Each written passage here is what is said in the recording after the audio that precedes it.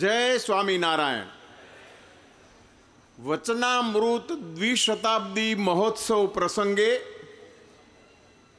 આચાર્યજીએ સંકલ્પ પ્રસ્તુત કરેલો કે નંદ સંતોની વાણી પ્રકાશિત તો ખૂબ થાય છે, સંપ્રદાયમાં પણ પ્રચલિત છે, સમાજમાં પણ પ્રચલિત છે, પરંતુ વિદ્યા જગતમાં પ્રચલિત થાય, યુનિવર્સિટી અભ્યાસક્રમમાં પ્રચલિત થાય એ હેતુથી એનો સ્વાધ્યાય શરૂ કરો. આચાર્યજીના અનુમોદનથી, એના સૂચનથી, એના આશીર્વાદથી એ કામ શરૂ થયું. એનું આજે બીજો મણકો એટલે મુક્તાનંદ સ્વામી પછી મંજુ કેશાનંદ સ્વામીના પદોના ગ્રંથનું લોકાર્પણ થયું. મને લાગે છે કે આ લોકાર્પણ નથી, આ ગ્રંથનું બ્રહ્માર્પણ છે, બ્રહ્મને અર્પણ છે. આ સેવા થઈ રહી છે. શિક્ષાપત્રીના દ્વિશતાબ્દી ઉજવણીની પૂર્વે એક મહિના પહેલા અહીંયા એક આંતરરાષ્ટ્રીય ભારતીય કાર્યક્રમ કરેલો. 12 યુનિવર્સિટીઓ ભારતની, સંસ્કૃતની યુનિવર્સિટીના પ્રોફેસરો આવેલા, કુલપતિઓ પધારેલા અને બધા લોકોએ વિદ્વાને શિક્ષાપત્રી ઉપર વ્યાખ્યાન આપ્યા. એટલું જ નહીં, પણ આ શિક્ષાપત્રીની વિશે રચાયેલા ભાષ્ય, શિક્ષાપત્રીની અર્થદીપિકા, શિક્ષાપત્રીની ટીકા, આ બધા જે ગ્રંથો આચાર્યજી દ્વારા રચાયેલ ગ્રંથોનું પણ અધ્યયન થયું. અને મને આનંદ એ વાતનો છે કે આચાર્ય પદસ્થાપનના દ્વિશતાબ્દી વર્ષ સમયે એવી ઘટના બને છે કે સમગ્ર વિશ્વમાં જે પ્રકાશન સંસ્થા આખા વિશ્વની અંદર જે પ્રચલિત છે, પ્રખ્યાત છે, એ ભારતની પ્રકાશન સંસ્થા મોતીલાલ બનારસીદાસ એ શિક્ષાપત્રી, એના વિશે ભાષ્ય, એની અર્થદીપિકા અને એની ટીકાનું પ્રકાશન કરનાર છે. આ મોટી ઘટના બને છે આખા વિશ્વ સમક્ષ.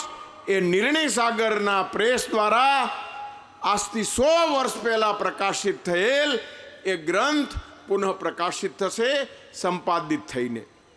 સંત સ્વામી અને બીજા અનેક સ્વામીઓ વિદ્વાનોનું એમાં અર્પણ છે. અને આ નંદ સંતોના ગ્રંથો ગુજરાત સરકારની રાજ્ય સાહિત્ય અકાદમી પ્રકાશિત કરે છે. ગુજરાતની બધી જ કોલેજો, ગુજરાતની બધી જ યુનિવર્સિટીમાં ગ્રંથ જશે.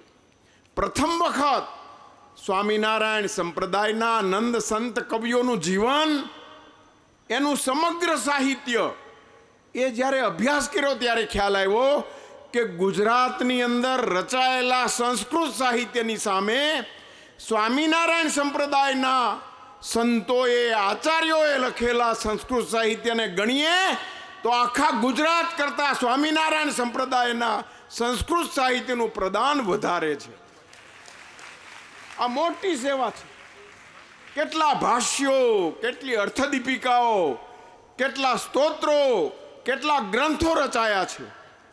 ગુજરાતનું સંસ્કૃત સાહિત્યના ક્ષેત્રે પ્રદાનમાં સ્વામિનારાયણ સંપ્રદાયના કામનો પહેલી વખત આપણે એકાઉન્ટ આપીએ છીએ.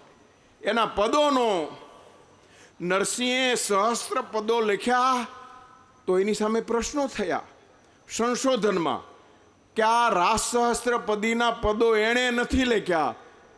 એના કર્તૃત્વ અંગે શંકાઓ થઈ. એની હસ્તપ્રતો તો પાછળની છે એમ કીધું.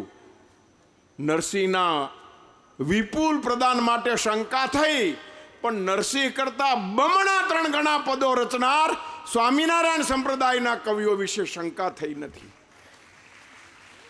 એની ઓથેન્ટિસિટી, એની ઓથરશિપ અને એની ઓથોરિટી મધ્યકાલીન સાહિત્યના ઇતિહાસનું તેજસ્વી પ્રકરણ છે. કારણ આપણે હસ્તપ્રતોને સાચવી. જ્ઞાનજીવનદાસજીએ કેટલી બધી હસ્તપ્રતોને ડિઝિલાઇટ કરી. અમે આ સંપાદન કરીએ છીએ ત્યારે બધું ચકાસીએ છીએ. લાલજી ભગત સમય આપે છે, અમે સમય આપીએ છીએ. અને પ્રથમ વખત આનંદ સંતોની વાણીને પરિશુદ્ધ રૂપે એક પણ ભૂલ ન રહે. થોડોક વિલંબ થાય છે એનું કારણ લાલજી ભગતની જે ચીવટ છે, એની જે સૂક્ષ્મ દ્રષ્ટિ છે, એ રાગના સંદર્ભે, પાઠના સંદર્ભે, ભાષાના સંદર્ભે બધી ચકાસણી કરે, અમે ચર્ચાઓ કરીએ અને એમાંથી પાઠ નિશ્ચિત થાય છે.